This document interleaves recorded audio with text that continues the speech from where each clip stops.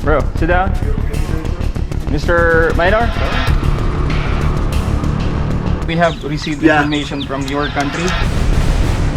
Actually, hindi lang libo-libo, milyon-milyon yung dami ng mga foreign nationals na pumupunta dito sa Pilipinas at karamihan sa kanila mga turista na ang gusto po i-enjoy yung beauty ng ating bansa. Itong taong ito ay merong prior conviction doon sa kanilang bansa na meron pong involvement sa pagmomolestya ng kabataan.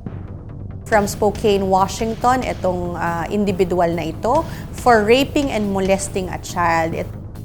He used to be a teacher sa labas po ng bansa at doon po natin nalaman na maaaring estudyante niya yung isa doon sa mga minolestya niya na isang 15-year-old na dalagita.